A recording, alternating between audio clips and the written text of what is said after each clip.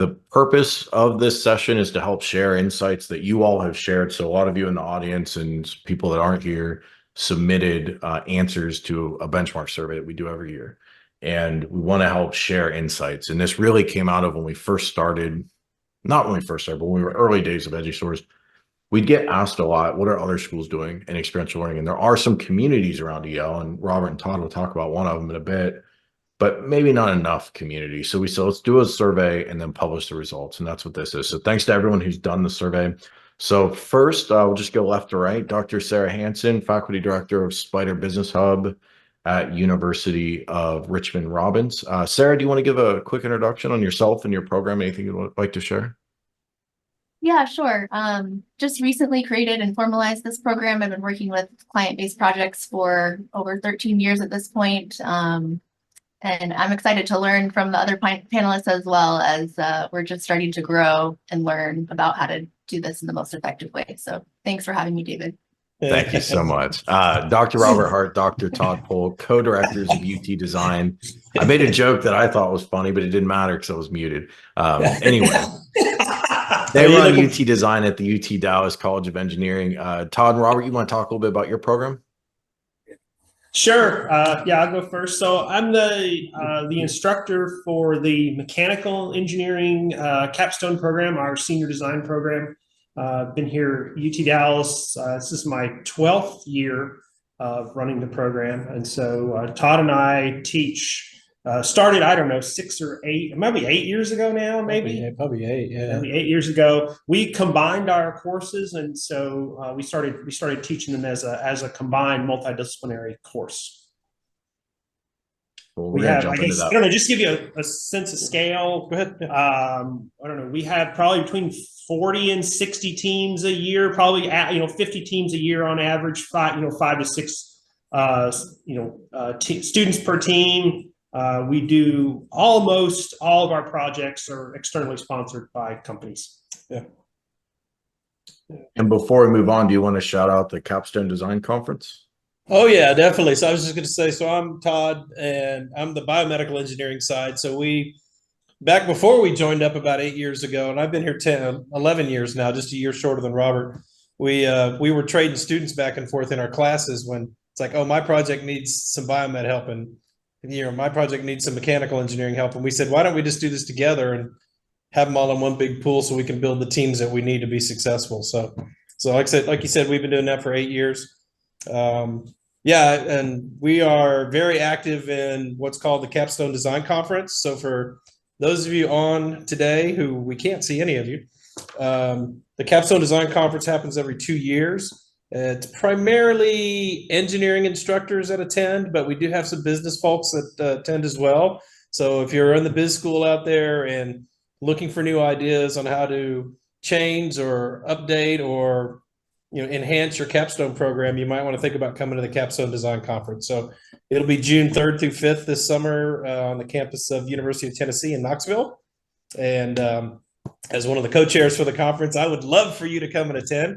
Robert was the local chair we hosted here at UT Dallas 2 years ago. And so this time he's a little bit out of the fire and I'm into the fire. But we're having fun. And if you're interested, we could talk more later. And I know David said in the follow-up email, he'll send out some more information and a link. So if you're interested to learn more about the conference, you can, and certainly be happy to answer any questions anybody has there. I love that built-in accountability. Now I have to include it in email. No, happily, we'll be there. I've gone for a few. It's every other year. I've gone for, I think, 2 cycles, and it's fantastic. So thanks. And thanks for joining today.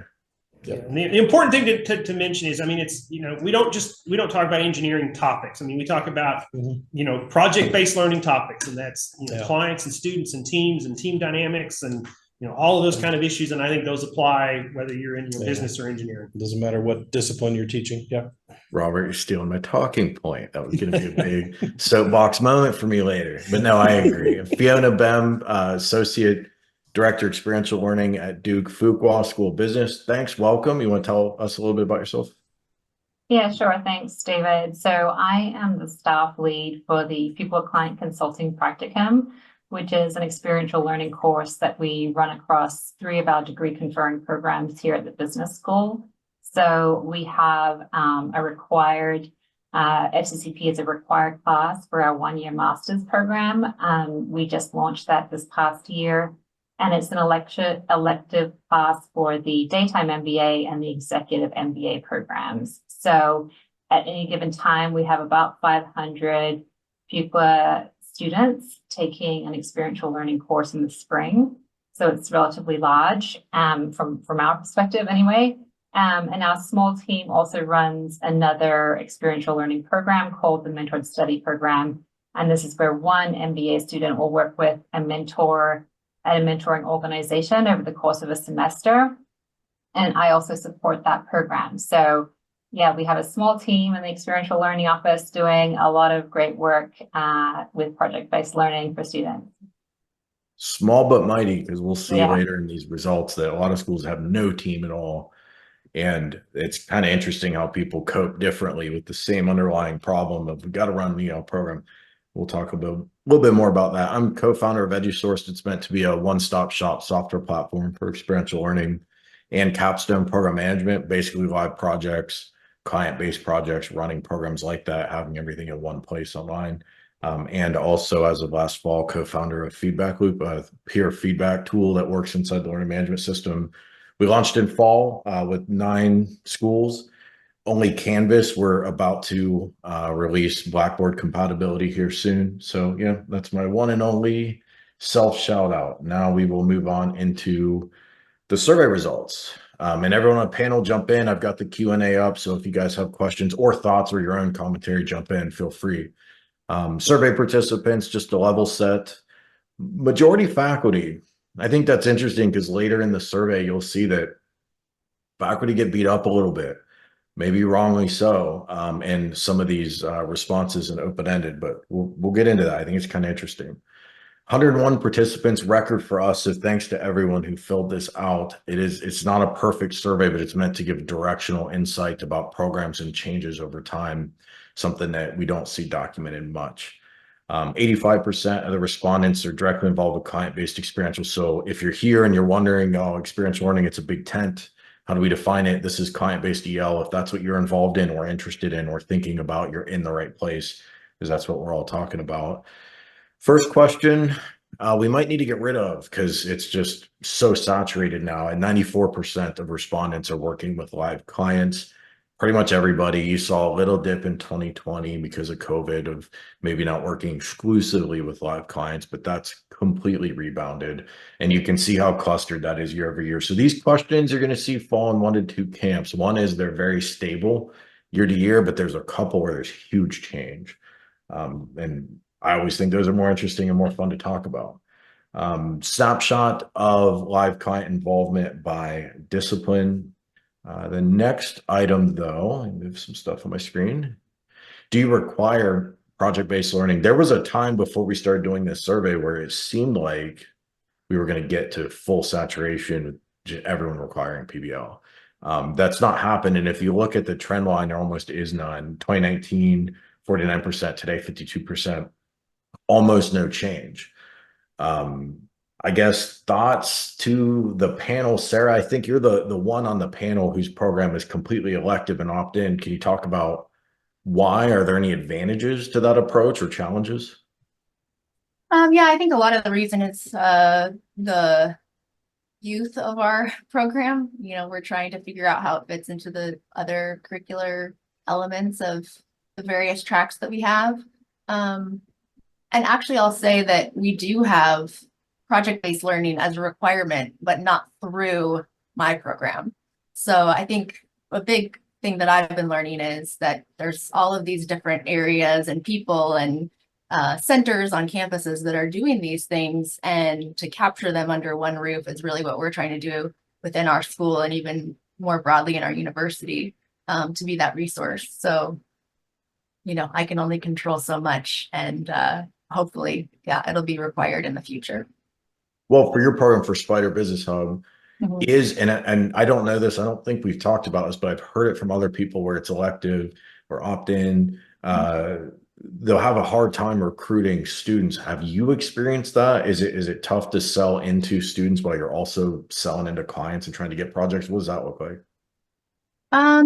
I think now that we're kind of at a steady pace, I don't have a problem selling into students. I had to increase caps last term. I think it works with a large percentage of our undergraduate student population in terms of, really speaking to them in terms of the resume building and, if they have to go home and work at a restaurant or be a lifeguard in the summer, this is something that they can do to really improve their experience. But no, I haven't noticed that. I think at this point, it's mostly like faculty resources that are limiting more involvement on the student end. Nice. That's great to hear, because that often isn't the case, and advertising it to students is kind of a burden for a lot of folks. So glad that it's not that, but if it's not that, it's always something. There's always a constraint. And faculty, that'll come up later too. Faculty ability to teach or willingness to teach. That's one of the big topics. Requirement across different disciplines. So not a lot. This is another one that's been very stable, very little change. Year over year, we're less than half the business programs surveyed have a requirement. I guess my question off this, Robert, Todd, Fiona, the three of you are dealing with programs that have, you got to offer projects to students. It's integral to the program, and it's pretty big scale. Do you just have so many projects coming in that that it's accounted for, or do you have a fallback if you don't have enough? I mean, kind of a basic question, but how do you approach needing that much project volume every year, given it's got to be available for students?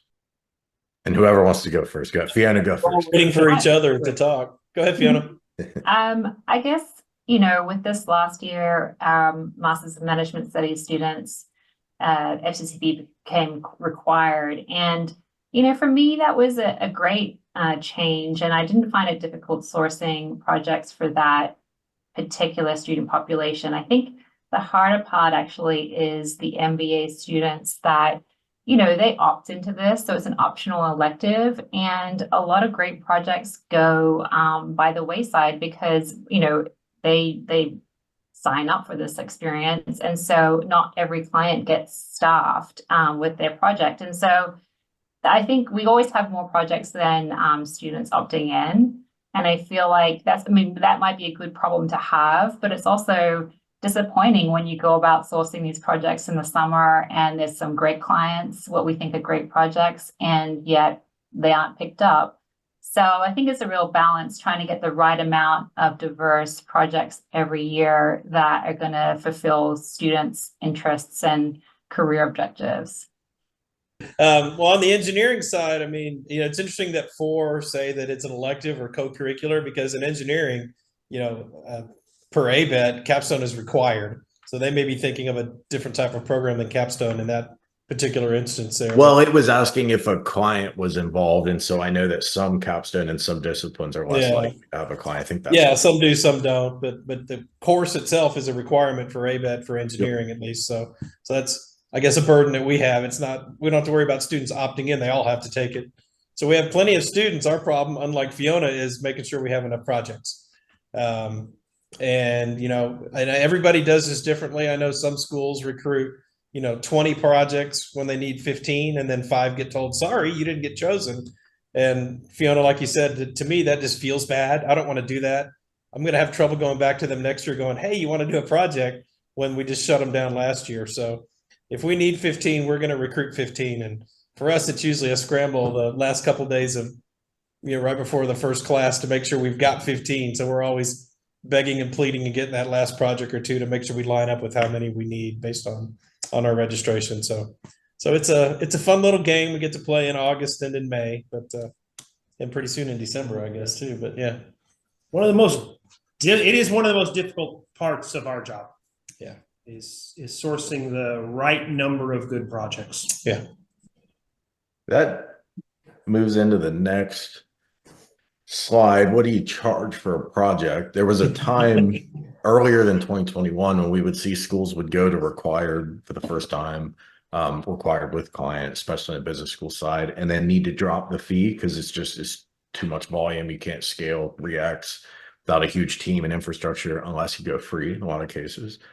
Some thoughts on this. Almost everybody is doing projects for free who's surveyed, but if you look at when people do charge, it's overwhelmingly under 10K, but there's exceptions and outliers. For the year-over-year comparison, quick, kind of boring, but maybe important note, we clarified one of the answers for 2023, so it's a little bit different. Robert and Todd will know for a lot of engineering schools, they're charging for the materials cost. They'll be reimbursed for materials, but they might not charge a fee on top of that. Some do, but some don't. And so now we're saying clearly, if you just charge materials fees, we're not counting that. That's not like net revenue that anyone can do anything with. So we take that off the table. Anyway, bottom line on this, Fiona, it's if you want to speak about what you charge, you can. I won't say that on your behalf. Up to you. But you guys charge a fee. Do you have any thoughts on how you arrived at that fee? Because it's interesting to me that schools are so clustered in what they charge. How's everybody land at the same place? But what's that been like for you? Yeah, well, we belong to, the consortium of the leaders in project-based learning, LEAP. And, we find that the fee that we charge is comparable to other business schools. So, we feel good in that regard. And also, a lot of our students are going on to consulting firms, so a company with, revenue over 10 million, we feel comfortable having the fees that we do for the kind of experience that they're going to get with these students going into like a BCG or Bain, et cetera. So, we think there's a sliding scale with our fees. So nonprofits, small businesses, there is a smaller fee involved. And the fee really just is an administrative cost that covers a portion of our operating budget. It's and it allows for sort of like a skin in the game philosophy, so clients feel really, connected and like they're going to get a recommendation of value out of this as well. Yeah, and I didn't mean to suggest your price was like extra high or anything. Oh, yeah, sure. It fits right within what we see that it's right in the middle of the strike zone. LEAP that Fiona mentioned, Todd and Robert, that's your guys' competitors on the engineering side. They're the business school equivalent of Capstone Design Conference. So I expect some conflict. No, it'd actually be cool if you guys all did something collaboratively someday. Yeah, Sarah, it'd be fun. question for you. So you guys don't charge a fee is what I think I saw. Correct me if I'm wrong. And do you see any advantages to that and kind of the why and the how of not charging a fee? What does that look like? That was for me, David. Yes, sorry. Yeah. No, I think, Fiona mentioned it's getting some skin in the game. It does, come up. We've done a lot of documentation recently to help with that. To get clients to really understand and agree to kind of just like the students do, a code of conduct. But that said, things still, can go haywire on both ends. Especially with our population of undergraduate students. And we do even have students that are, even freshmen involved in our programs. Okay. Just don't necessarily feel great about charging a client for a student who's really actively learning at that time. But that's not to say the work of our senior students or already have jobs lined up with huge brands and product companies don't do great work and that we could consider that in the future. We also have an MBA program that's starting to incorporate the EduSourced platform and more formalized client-based projects. So, maybe needing to reach out to Fiona and pick your brain a little bit in the future. Charge them some money. I like it. And Todd and Robert, you guys charge, again, I'll let you speak to your fee if you want to, but a healthy amount of money. Just thoughts on how you arrived at that. And again, I'm not saying it's a lot or too much or too little or any of that, but it's a material investment for the company. How do you arrive at that cost level? So we charged nominally $15,000 for a 2-semester project. Yeah. And I think the thing for us is we have a lot of infrastructure to support both physical infrastructure, as well as staff that supports our teams. So we've got our Capstone studio with all the tools and equipment, and we have a staff of there's probably six or seven, 8 people that do project recruiting, studio managers, procurement, project sourcing, so all those things go into coming up with that cost. Yeah. And that's, I think, if you look at, for engineering programs, we're on the higher end of, what typically engineering programs charge, although not the highest for sure. True. Yeah. There's some that charge more than us. Yeah. But we have to charge enough so we can cover our David's EduSourced fee. We got to pay him every year. It just doubled. I Just know, kidding. here I am, and it probably It's not sounds bad, like everybody. It's well worth it. it probably sounds like I'm saying, well, you know, you got to justify what we charge, but that's not what I mean. I just mean, I wonder how people come up with the prices. Have Yeah. you or Fiona seen any difference in price sensitivity to clients over time? Because the prices schools charge hasn't moved a lot. I mean, I will just say that what's interesting is that the larger organizations that we work with, who arguably are in a position to pay the larger fee, it's often like departmentally challenging. They have more hurdles to get through to procure that fee, and there's a lot of red tape around that, and they have to build it into their budgets in advance. And so, you know, it's sometimes not as easy, even if you have a willing sponsor, a willing client, with, you know, a huge organization still struggles with the fee. Yeah, and we're similar to what Fiona does too. For small businesses and startups and entrepreneurs, we charge a lower fee to, you know, to kind of help get them into the program so that they can get what they're looking for, and we can cover our basic costs. And then you get students more diversity of choice. So that's always cool. Very true. Yeah. We had a new small feature last semester of you can log fees per project. So if we take all the free projects out, I think if I remember right, this was of projects that are currently active. The average was 3,632. And then the highest recorded in EduSourced is 25K. There are some schools that charge more, but if any of the ones I've ever come across, and Fiona might know differently specifically, but if it's more than 25K by a lot, it's really just faculty consulting, and students are kind of helping, but it's really faculty consulting. But if anyone knows of more than that, or if anyone's in the chat wants to post, if you know what you're charging, you can. If you want to keep that private, totally understand. But just the level set, whether you do free, charge a fee, charge a lot, charge a little, I really feel strongly there's no wrong answer here. I think whatever works for your community, if you can get skin in the game, great. Obviously raises the stakes. To Sarah's point, if you're dealing with really early students, it might be tough. But when we talk to employers, about the value they get from projects, they do bring up something we don't hear from schools a lot, which is recruiting. And so if they're getting access to students earlier, that might have some nice recruiting value that maybe isn't being considered. Next question is, do you do multidisciplinary projects in your program? And this was something where way back in 2020, it was whoops, I knew that was going to happen. I hit the end key. Give me 1 minute. Sorry. I knew it was coming. All right, there we go. Cool. Anyway, in 2020, there was a huge leap toward multidisciplinary, and then it leveled off, and it's just been gradual gain since.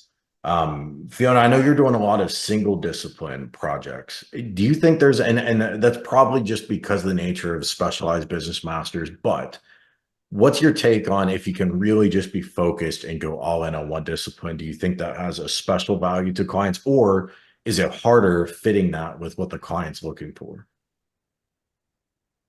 Yeah, I mean, it's an interesting question, but I'll just also explain a little bit more about our consulting projects, which are taken by business school students.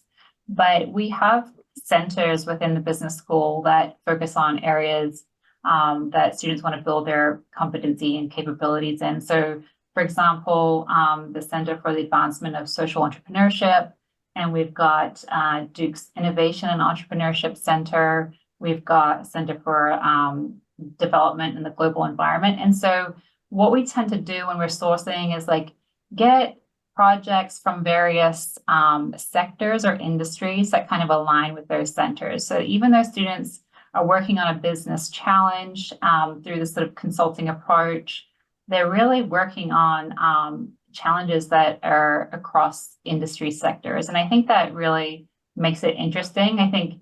I know peer schools that work with a mixed team of both undergraduate and business school students, which I think is really interesting. We haven't kind of gotten there yet. For one, you know, Duke doesn't have an undergrad business program, so it doesn't really make sense for us at the moment. But, you know, the type of projects that we source are kind of spread across industries, obviously. But the what's interesting with our Masters in Management Studies students is that, and I mentioned this before, David, is that they are now taking it as a required class. So really trying to shape and scope the type of projects that we source for them, being so close to an undergraduate level, not being an experienced business school student, they're more like closer to an undergraduate level, is the challenge for us right now. But I don't know if that's a roundabout way of just like, answering your question. But yeah, that's how we do it. Cool, thank you. And Sarah, you do multidisciplinary. I want to, because I kind of know the history with Todd and Robert. I'm going to ask them the same question, but with you, I don't think we ever talked about it.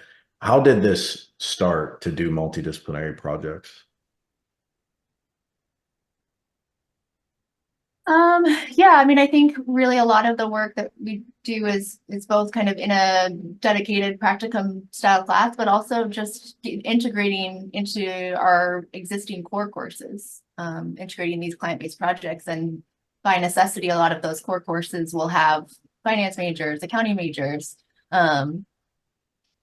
marketing, management, while the typical project that we get 90% of the time is related to marketing from the client perspective. It's really been awesome to see students from a variety of different business disciplines tackling some of these oftentimes marketing related questions from different perspectives. So we found a lot of value in it. Cool. And of course, we know multidisciplinary is a little more common in business schools. So Todd, Robert, how did you guys get started to come together with your departments? Kind of told the story in the beginning, I think maybe before we went live, but do you mind walking us through that history? It's your turn. It's like Chip and Dale. No, you. It's my turn. Okay. Well, it's funny. When I started here 11 years ago and started teaching capstone, I got told pretty quickly, it's like, oh, hey, you need to go. You're now the director for bioengineering. You need to go to the meetings with the other directors. And so we've got, we're fortunate here to have a staff and have an assistant dean that's kind of oversees the program, sort of from a staff perspective. And he was hosting a monthly meeting with all the directors from all the different engineering disciplines. So I quickly met Robert and the guy that runs electrical and the one that does computer science, and we would all get together once a month. And so we knew each other, which was really a positive and helpful thing, especially when I was new. A lot of schools, I mean, they don't even know each other. The guy in bio doesn't even know who the person is in mechanical that's teaching capstone. So not only do we know each other and talk about things on a monthly basis, as a matter of fact, we've got a meeting this afternoon for us that we're having. So that was kind of the genesis to just start sharing information and sharing topics and what we do in the training sessions when we have class with our students. And then eventually it evolved to, Robert and I especially kind of realizing that, we needed the skill set from each other's class to make solid project teams for some of the projects that were coming in. And so that's when, like he said earlier, that we just decided just to merge ours together. So we teach ours as one big happy class between biomedical and mechanical. And at some point in life, it may even include electrical, and then we'll have a gigantic class, but we'll have all the skill sets that we need to do any project that comes in the door.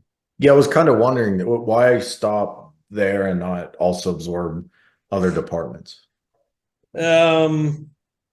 How do we answer this? You don't have to answer that if you don't want to. I'm just curious.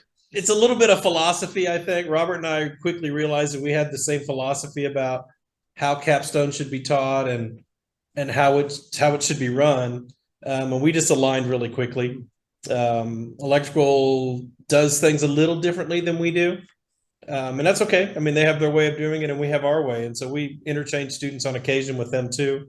But we haven't gotten to the point where we're just completely all, mind melded together and all marching forward in the same direction. So they go a little different path than we do, which is why they're separate right now. But this is also being driven by our clients. I mean, the projects they're bringing us are inherently, they're inherently multidisciplinary. I mean, we met with a client prospect yesterday. I mean, it's going to be a mechanical, electrical engineering project. And, it's getting harder and harder to find those projects that are single discipline. Yeah. So quick anecdote, kind of related to this slide. And I won't mention the school's name at all because it's definitely their story to tell if they ever want to. But I know of a school, it's an engineering school, good school, well known, and they launched a 300 level multidisciplinary course, pre-capstone, but live client and all that, the full meal deal.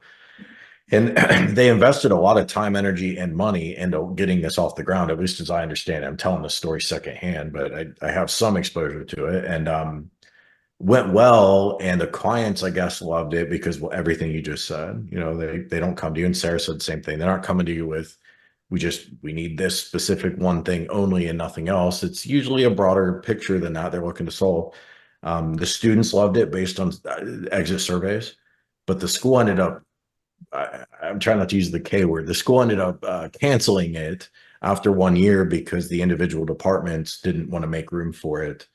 But someone approved it. Room was made and then unmade, and it seemed like a tremendously wasted effort. So sometimes these innovations might not stick, but I thought this was really cool. 42% had an innovation they wanted to report. And obviously, you run these programs for years, you're not going to have groundbreaking new stuff every year. I mean, it's just not sustainable. So 42% I thought was awesome. So I tried to summarize the themes. The actual raw inputs will be available if you download the slides. So we'll email out a link to this recording and the slides later, probably later this week. So if you want to read through it, you can, but here's my attempt to summarize it.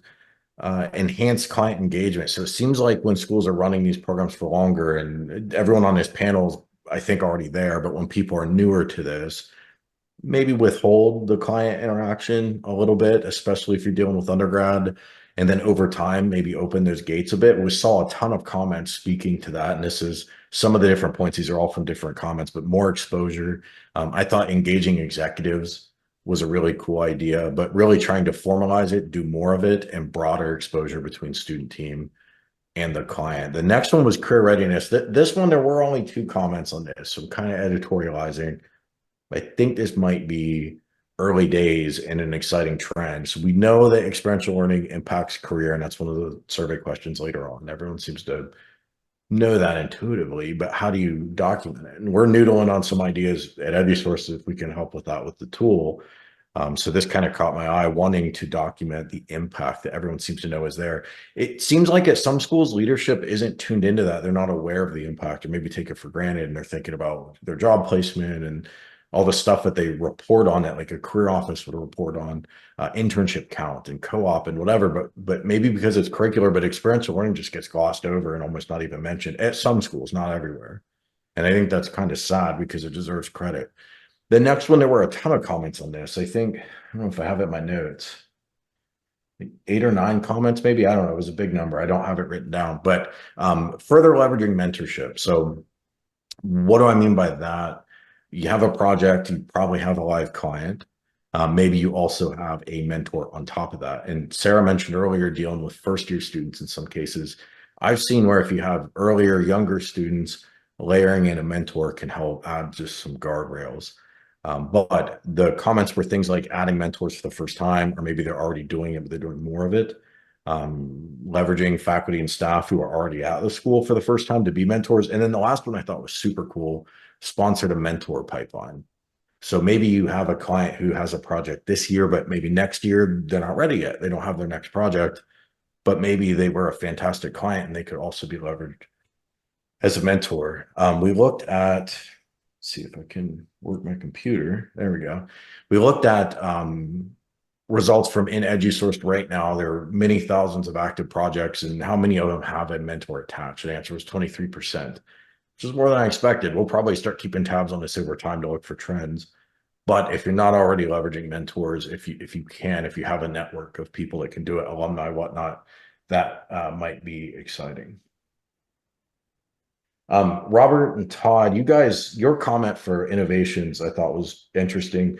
We have an internal, and I'm just reading it right now, but we have an internal design review process that evaluates progress at several points during the project. You want to explain how that works? Yeah, sure. It's something that we've kind of developed over time, and I think it works really well. And it kind of goes hand in hand with the overall process, and something we've we try to, this is a 2-semester project. In most cases, it's the largest project that students will have seen so far, and we try to break it down into manageable pieces. And so that that involves setting a lot of intermediate milestones and things for the that the students always know 2, 3, or 4 weeks from now I need to deliver this or have this this next part of the project finished, and it kind of helps to move them through the project. But along with that, we've developed a set of internal design reviews where Todd and I schedule time to sit down and meet with each team individually. And we do this, I guess, 3 times throughout the course of the project. 3 critical points during the project where we sit down and spend time with every team, looking at certain aspects of their work up to that time.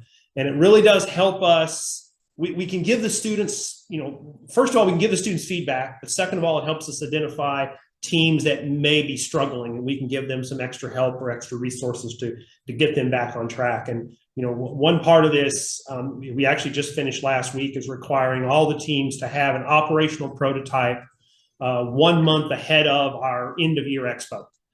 And that makes sure that students are not throwing things together, at the last minute, the night before the expo. So instead, they're throwing it together the night before, the month before expo. And it gives them, a full month to really sort out any problems that come up and deliver a really nice project and prototype to their sponsor at the end, instead of a box of parts and, saying, I wish we had more time to work on it. So those are that's one of several kind of internal checkpoints that we've implemented. Yeah. Great, thanks for that insight. And Fiona, you mentioned scaling and that's exciting and experimenting to support that scale. In my mind, you're already at a pretty big scale. So what do you do to scale further? What does that look like? Yeah, I mean, I think what's been exciting, as I mentioned, is that with this 1-year master's program now becoming required, we've really had to think about the structure of the program. But what's exciting is we have these 2nd-year MBA students that have either done, the consulting project before in their cohort, or they have consulting experience or something. And they are now mentors to these team of relatively inexperienced master's students. And so it's really exciting to see that part of the program grow, where you have these MBA students now taking on a leadership role that's really managing a team of what we would consider analysts.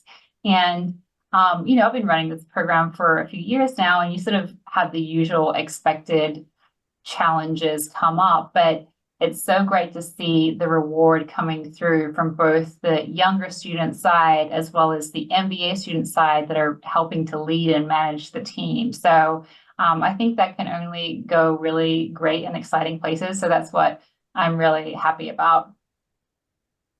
Yeah, that is exciting. If you haven't already, you should talk to the Babson folks, because I think you know about them, but they do similar, but MBA to undergrad, and so not exactly the same. But I know they've loved that model. Sarah, you mentioned within the college collaborations, lab technology, entrepreneurship area, et cetera. I've heard from a lot of people that they want to collaborate, sometimes with career offices, sometimes other things like you identified. They kind of don't know where to start. Do you have any advice for that? No, yeah, I mean, I think my comment kind of referred to that we're just starting with that. Yeah, I mean, we have a number of centers and offices on campus, as I mentioned, that are doing a lot of the same things. And, I think the way that when you talk about scaling, the only way that we can scale is really to just get more leadership bodies involved, more faculty and staff involved. And I think as we integrate more of those groups, I'm thinking of like kind of the pitch I'm going to give to my dean, which is as we integrate, what is it? I always forget the acronym, innovation, entrepreneurship, technology. As we integrate with them and our entrepreneurship program, I think it's just another like selling point for clients that, they're just going to have that much of a wider lens to look through. It'll attract a different type of client that our students are really interested in. So I think, we're just starting that. And we're even looking at it in terms of like space. Can we just be near each other? Can we like change offices around so that this can kind of become a more collaborative thing. Just being around people that care about this stuff is what I want to do. When you heard that earlier from Todd and Robert, that being in proximity to people thinking about this stuff does matter, and their program UT Design might not exist how it is today if it wasn't for that. So I guess that could be big impact.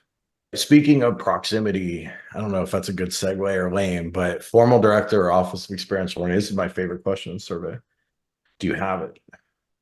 Overall, over half, business schools more likely than engineering. And we know engineering has a really rich history of doing it just at the department level and not really having a layer above it. That's why I thought it was cool. Todd and Robert, you guys came together without having that top level, you know, kind of by happenstance, you guys came together. Business schools a little more likely to have an Office of Experiential, which checks out with what I hear.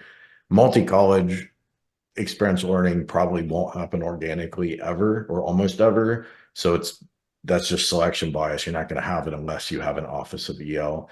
But bottom line, this is growing, and look how much it's changed since we started asking. I mean, people always make fun of higher ed for moving slowly, and sometimes that's probably true, but this is pretty fast. I mean, to me at least, this is substantial. Fiona, you represent, I mean, that's your title, right? Associate Director of Experiential Learning.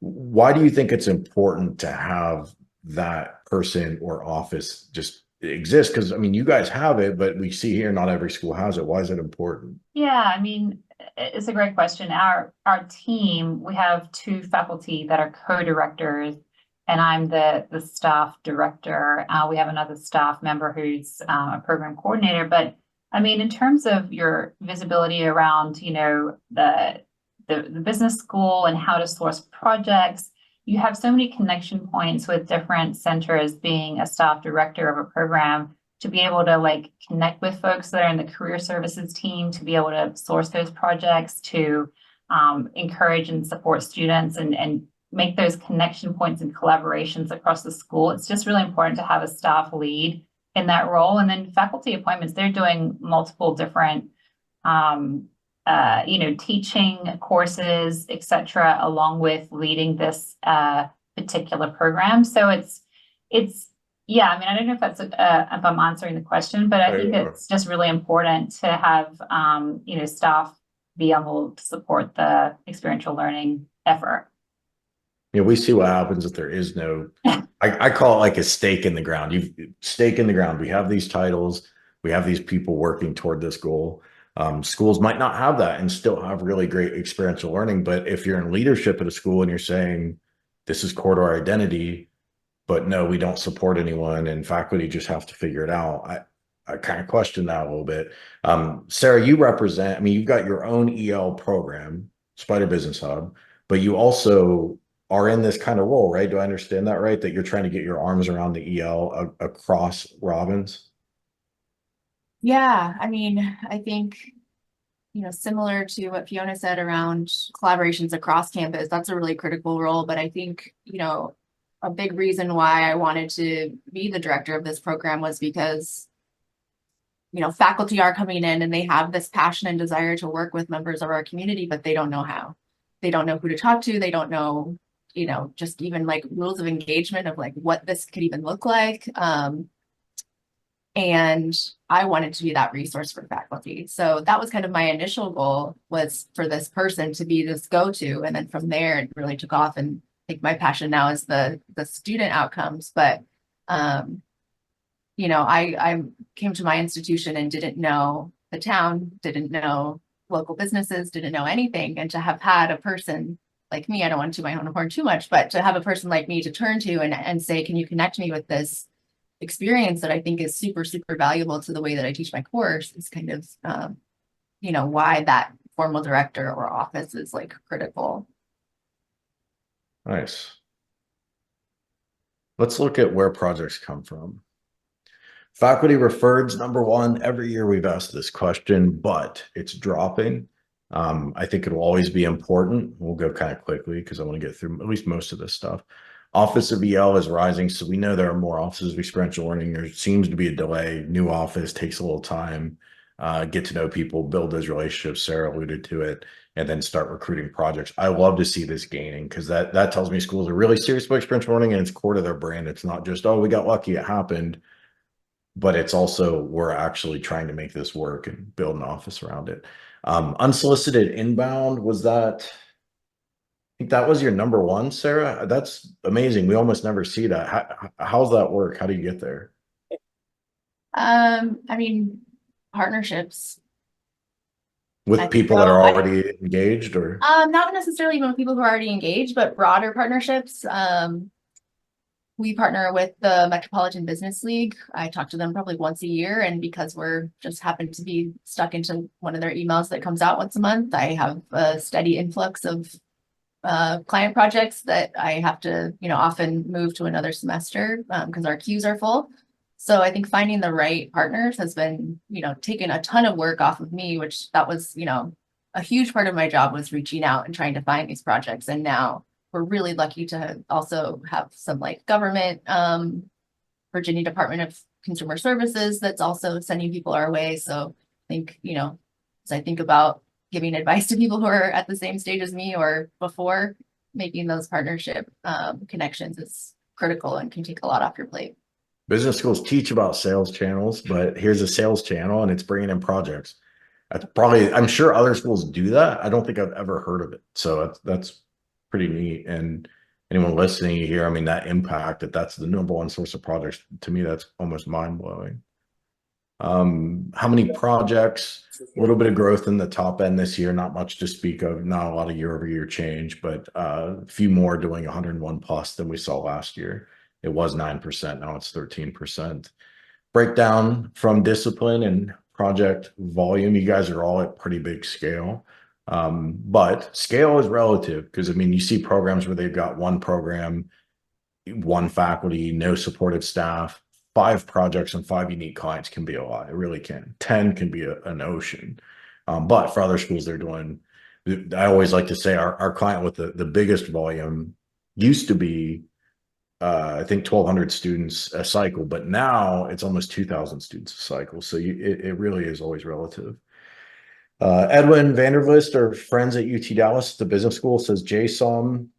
It's the school management at UT Dallas, works with industry professionals as adjunct faculty who bring in projects. Yeah, and I think that ties back in to the faculty networks. And that's a thing too, and we'll get to this in a minute. I think we have time, but talking about, gosh, do we have enough faculty prepared to teach this? Well, we may need to hire some extra faculty because traditional faculty at most schools, it's not part of their job description. They're supposed to do research and all the faculty things, and it's not really part of their career trajectory to also know how to source projects, but some of them can, but you can hire adjuncts like they do at JSOM.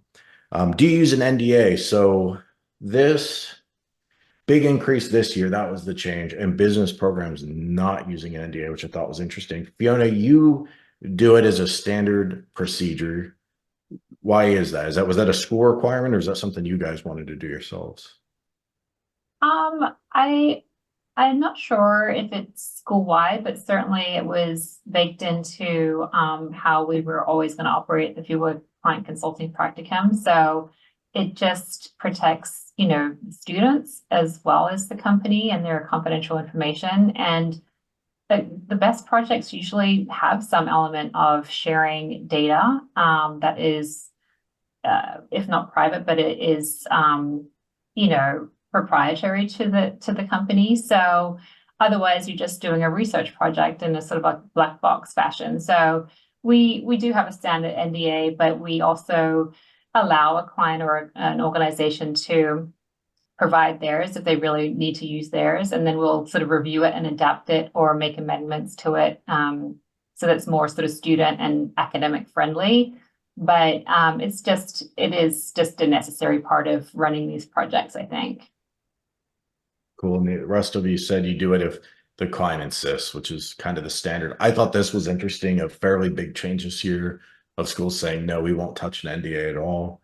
And maybe that's the legal office saying we don't want anyone sign an NDA. I know I've heard that in some programs. This is something that is steadily grown as programs have matured. Do you feel you're setting clear expectations with project sponsors? So I love to see how good this is, because when we first started, a lot of programs felt like they didn't do this, and you guys were, I think, you were all in the same bucket of, yes, you feel that your program does that. So I'm sure it's crucial. You don't want the client to, not show up. We've done projects just as a little company that we are, where the school had no involvement. It's just up to us to manage how often we're gonna meet with the students and whatnot. But some of that was a while ago. I think schools are getting a lot more professional about how they organize this. Let's look at, we got a few minutes left. This question we've asked for a while: do you believe industry projects are growing in importance? So everyone here strongly agrees on the panel, and we see it in the results. This is overwhelming. I don't know how we get this tabulated and communicated to school leadership so that they want to support EL. I wonder about that. But question for you guys, I guess, Todd and Robert, I'll ask you first. Right now, the big concern in education in a lot of industries is obviously generative AI and its impact on what's future work going to even look like. Do you think there's any chance that putting students in these open-ended projects will just help them be more flexible with a changing work environment? And I don't want to lead the witness, but thoughts on that, or no, it just doesn't line up? I don't know. It's so new. It's something I Yeah. don't know that we've Yeah. really given a whole lot of thought to. Yeah. We are focusing on that a little bit at the Capstone Conference. Put another plug in for the Capstone I wonder if Conference. you're going to this do summer. that. Yeah. Yeah, actually, we kick off our kickoff. We usually have a plenary panel, and this year it's on design and AI. So if you're interested in AI, come to the conference. David will send out the information to you here afterwards. But yeah, I mean, it's on one hand, Robert and I went to a seminar here the other day that our Center for Teaching and Learning teaches about AI and using it, and I think we both walked out kind of scared, trying to figure out, how the heck is this going to fit into what we do, or is it going to fit into what we do? And even now, it's so new, like he said, that some of the stuff that produces is not valid or is incorrect. The person that taught it showed a couple list of references that were generated by AI, and one of them had the right people in the right conference, but an incorrect paper title, which is a minor. And some of them just completely were just made up. It was just a group of authors and a paper, and was never really existing. So it just kind of makes you wonder, there's got to be some guardrails on this, and I don't know about on the business side, but certainly on the engineering side, we got to have some guardrails on things to make sure that, how we use it and when we use it fits in well and produces something that's usable for us and for our clients. Since we're all in agreement that experiential learning generally super helpful with careers, so I don't want to dwell on that too much. I'm kind of taking it for granted. But Fiona and Sarah, have you messaged to your students at all about using AI as a support for these projects, or maybe said don't use it at all? Or I guess where do you guys fall on that so far? And Fiona, I guess I'll ask you first, since I should learn my lesson about being open-ended. I mean, I'll take a stab here because we only just started, sharing guidance around it. And I think it had to do with more, using it sparingly as not your sole source of research or and always checking your work sort of thing. So we're still developing the guidelines for it. But yeah, we haven't gotten a very robust set of guidelines at this stage. Yeah, it's early and maybe just not addressed at all yet. But Sarah, have you guys done anything with consulting with your students around use of AI? Yeah, we have. For the particular kind of track that I teach in marketing, it's perfect. AI is, we use it primarily from the idea generation purposes, but have, lots of discussions around ethics and being transparent with the client that this is what we're using and kind of using it as a way to give the client to set them free with their own new abilities, to say, here's what we did, here's some of the prompts that we used to, for example, I had a student group develop 105 social media posts for the next year. Here's a way for you to do that yourself next time when maybe you're not going to be part of our queue. So yeah, and the students are, it's just another element that they're learning on top of everything else great that comes from experiential learning. So program measure learning outcomes. Let's see, I guess we'll go to Robert and Todd. You said yes, thoroughly quantifiable learning outcomes measured by grades and other feedback. Anything you want to share? Let's say if someone's listening and they don't measure their learning outcomes much beyond just, of course, they come up with a grade and they maybe grade the final presentation, but do you have any advice to that person? It's part of our continuous improvement process. So we have to quantify all those course learning outcomes, and that gets fed back into our student outcome reporting. So it's it's an important part of what we have to do as part of our accreditation.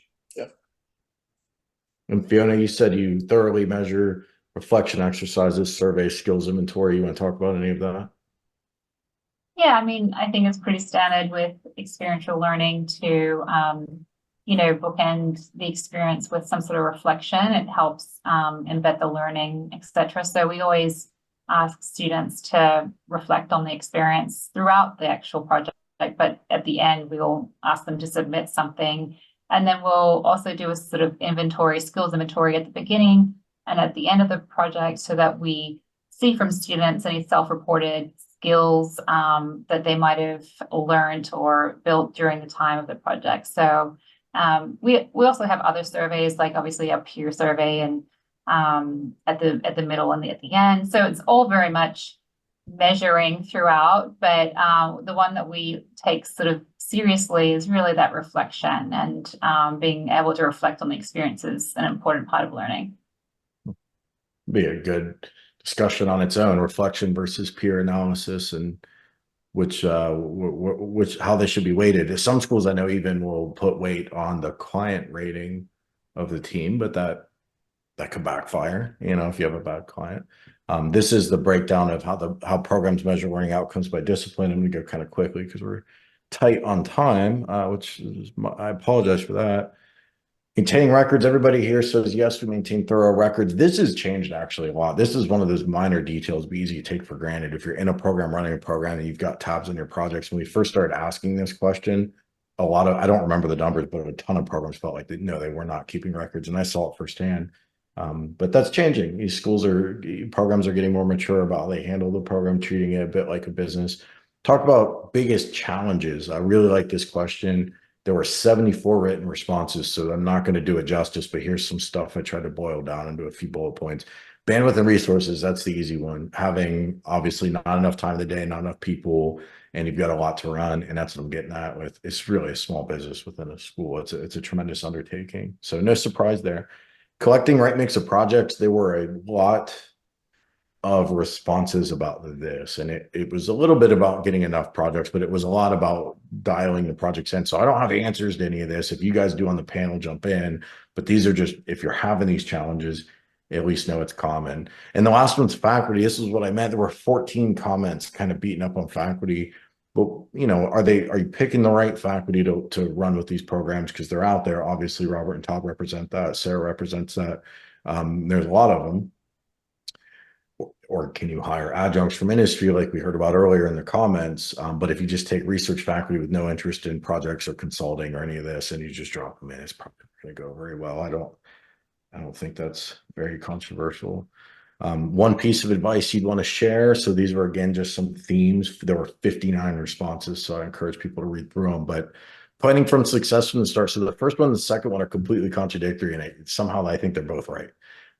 Build an infrastructure from the beginning. We, from our little side of the world, we've implemented EduSourced with some schools that have had really rich EL programs for a really long time, and then they kind of retrofit into EduSourced, and they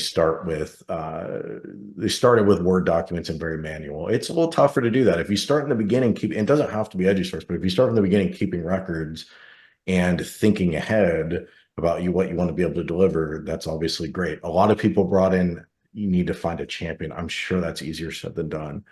And maybe some of you are champions yourselves, but do you have someone at the school that can make sure this thing sticks? Because it's so tragic when one of these programs gets off the ground, then legs get cut out from under it. Thankfully, it doesn't happen a ton, but I have seen it. The next one, though, is completely different. And this is just a straight, I don't know if the person's in the audience or not, but this is actually what one person wrote. I just thought was really cool. Focus on a few elements initially. Don't boil the ocean. Have a committed external partner and work through it, on and on. If you're getting started, and that's kind of what this question was about, you don't have to have 12 or 20 clients. You could have one client, one project, many teams. I've seen schools be successful with that. A few questions about where can you get a copy of the slides. We'll email it out. It'll also be at edusourced.com/experiential-academy. So that'll be at the end. They will be posted. And then finally, just do it. I thought this was cool because every year we ask this. I don't know how actionable it is, but there's so many people that say just do it. There's real passion of people that do EL and they want people to do more of it. And that's what organizations like LEAP and Capstone Conference are about. So I think that's really neat. What's next for us? So yes, we will email out information on the Capstone Conference this summer. The 2024 survey, and I'm sorry if you have survey fatigue. We have one survey this year and we won't ask you until next year. If you have a minute to fill that out, would appreciate it. It's open as of today, so we'll email that out. We, us being me, I guess, but through Feedback Loop, we're sponsoring a webinar later this month. If anyone wants to join, I don't know how relevant it is, might be a little bit relevant. But Babson is a school we work with on Feedback Loop front. They've got a really cool, what they call it the innovation pipeline, but for identifying, vetting, and rolling out teaching and learning tools in a way that's really proactive. So if that sounds relevant to anyone, welcome you to join that. And then, yeah, we'll send an email with all this information in it. Any other thoughts? Or I know we're about at time, but Todd, Robert, Fiona, Sarah, thank you a ton for the insight. Couldn't have done it without you. Thank you for the invitation. Yeah, appreciate it. Anytime. Thanks, everybody. Thank you. Thanks. Bye, guys.